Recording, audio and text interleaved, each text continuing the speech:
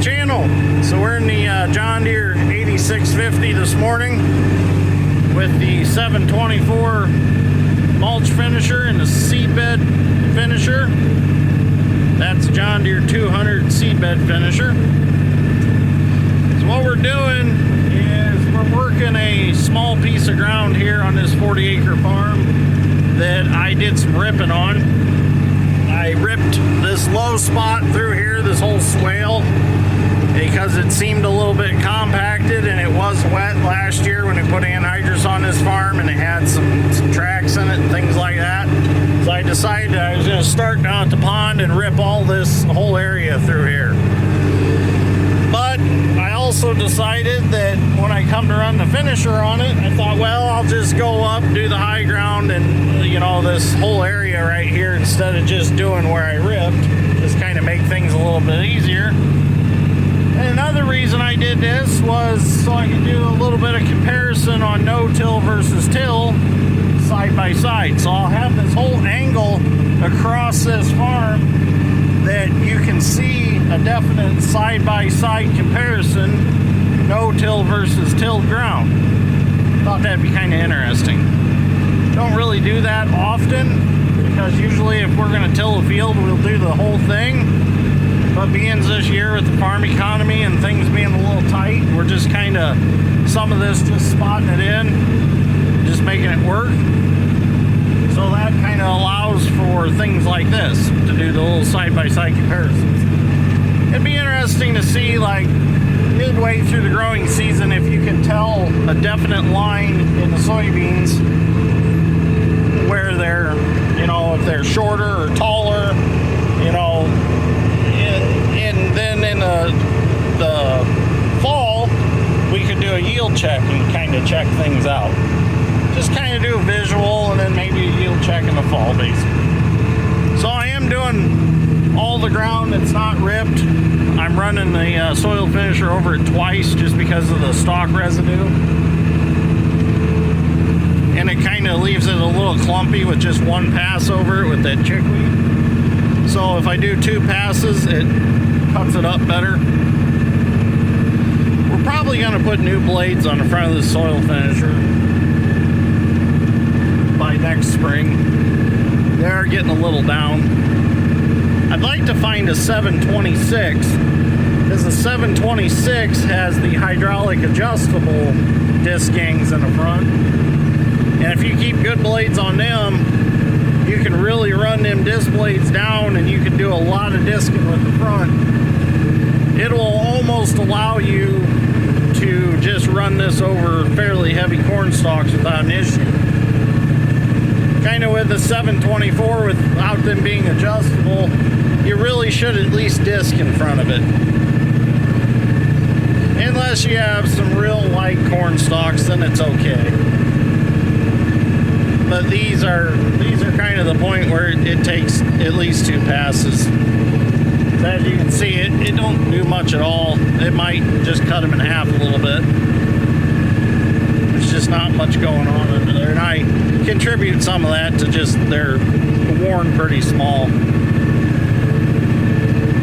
But they're cutting enough that they're not wrapping around the shovels and dragging. Might be just a little bit. Not too big a deal.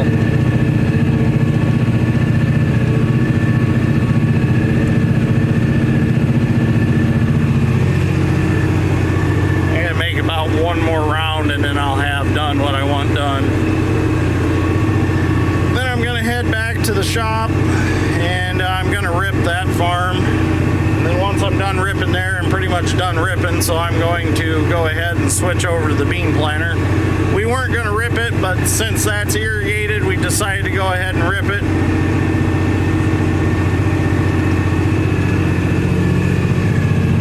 Might as well put a little extra money into the irrigated ground, because we can control that a little better. Pump some water on it and get a return on the investment. A little more guaranteed return, I should say.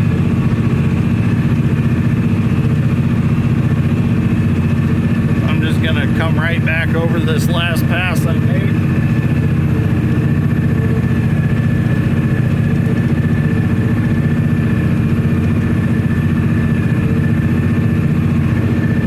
As you can see, the second time over it, really cuts it up and lays it back out, and that crumbler rolls it back out and makes it a nice seed bed.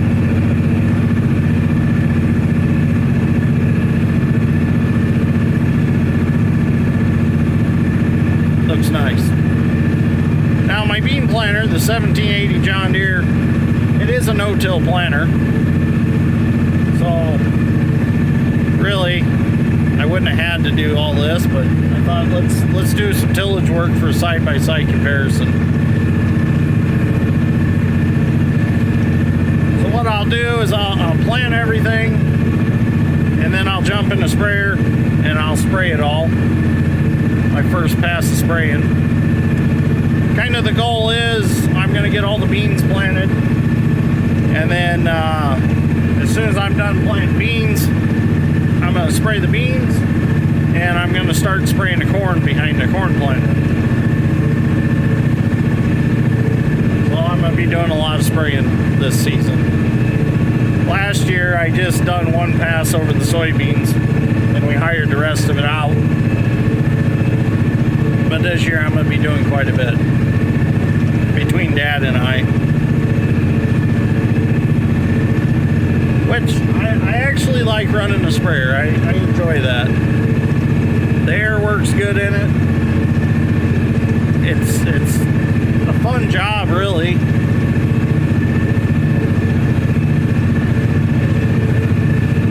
Kind of wish we had a sprayer with a little bit bigger tank on it though, so I go a little longer between fills. But hey, it works good. It doesn't get stuck in the muck because it's not super heavy. It's articulated, so that really helps it crawl through. Alright, I'm going to finish working this, and then we'll get some video later on. Well, I got a good start disc ripping here at the shop. Dad got all the fertilizer spread before I started. He's spreading with the John Deere 4430. Got that all spread. Got our first load of soybean seed. M&R Ag Service brought it. It's Beck's soybeans. Roger brought it, actually. And I was unloading the trailer, unloading the Pro Boxes. And the first time in 14 years, I had a little accident. I went to lift the Pro Box up that I had on the forks, and I accidentally got it caught under the other half of the other Pro Box and popped the top half off, and soybeans went everywhere. That was the first time in 14 years that something like that has happened. So I guess that's not too bad. It's been this long before I had a little accident like that.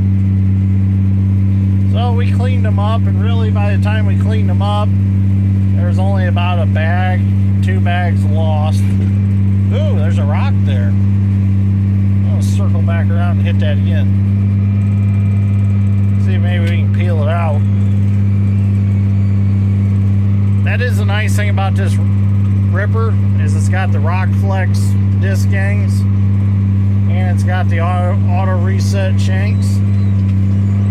So if you do hit something,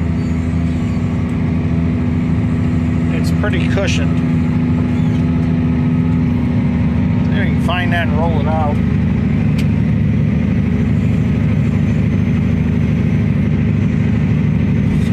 There it is. Oh, must be kind of deep. Uh-oh. Whoops. Yeah, that was a little no-no there. I'd like to get that rock out. I need flags with me to flag it. Let's try to hit it at an angle and see if maybe it'll catch and roll up out. The ripper points are about gone anyways. Got them wore down pretty good. I think that rock's about right here.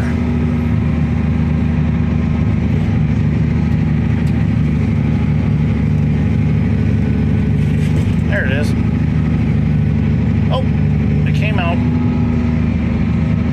Yep, I have to get the Bobcat and go get that.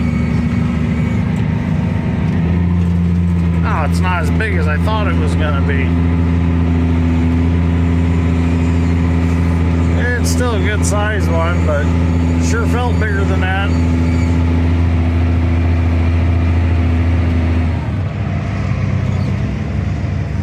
Yeah, can't really tell, but that's a good size rock.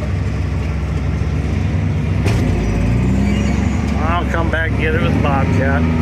Give me something to do. I got one over there straight out from the house I gotta grab too. I need that claw on the front of the tractor that comes down and grabs it and puts it in a rock box in the front. That'd be kind of cool. I need to just build me one of them. Oh yeah, there it is. Let's continue on here.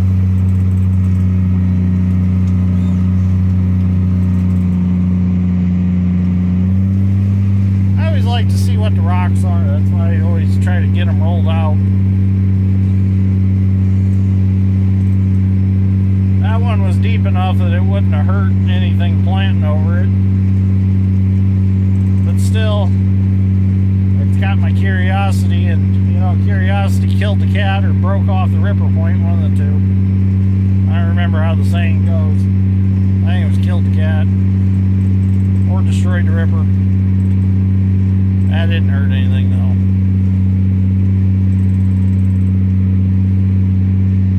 I'm gonna keep ripping. I'll get the Bobcat later and get that rock. Well, we're down to our last couple passes here along the cow pen. See what Ralphie thinks of the tractor.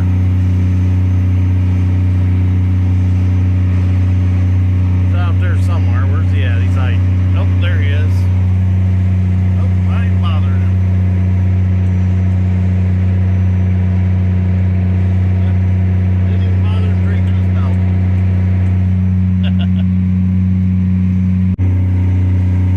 Second year alfalfa is sure looking good. It's got a few thin spots out there, but for the most part it looks pretty good. I think anyways. Gonna be able to cut it here soon. Didn't winter kill or anything like that.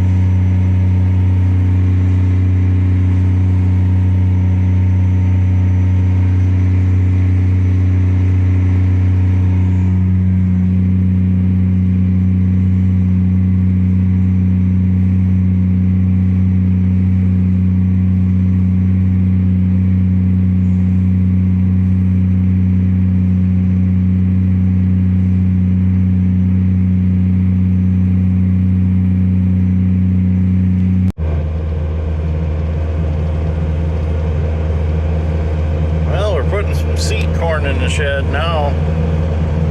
Got all my beans in here.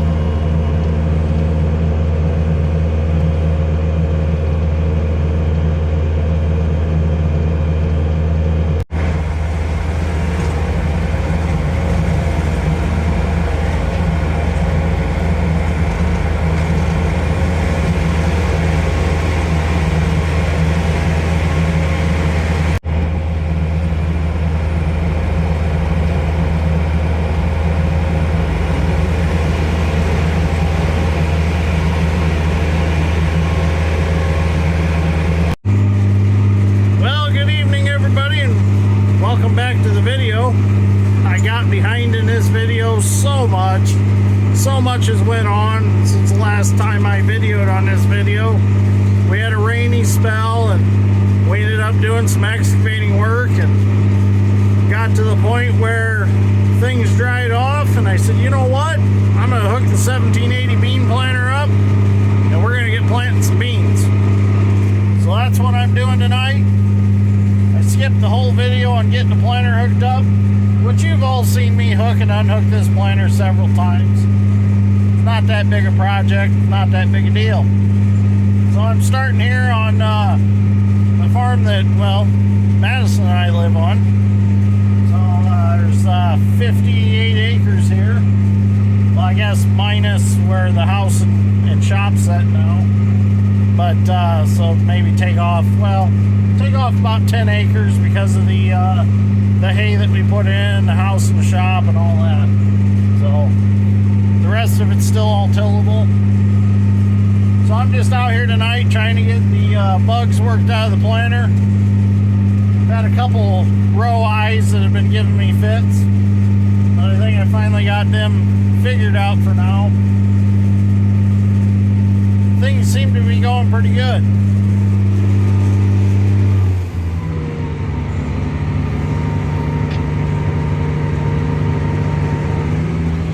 So what I'm going to do is I'm going to get this video edited up tonight. This is going to be the end of it. And then tomorrow I'm going to start a fresh new video on planting. So that'll kick off the planting season. My dad's back at the shop getting the corn planter ready. George is out here in the Bobcat picking up some rocks that the soil finisher kicked up. So things are in full swing. So thank you for watching, greatly appreciate it, and we will see you tomorrow on the first official planting video of spring 2025. So we'll get some corn planted, we'll get some soybeans planted, and get this out of the way, and move on to some other things. So let's get started. I will see you tomorrow in the next one. Have a good evening, have a good morning. All depends on where you're at around the world.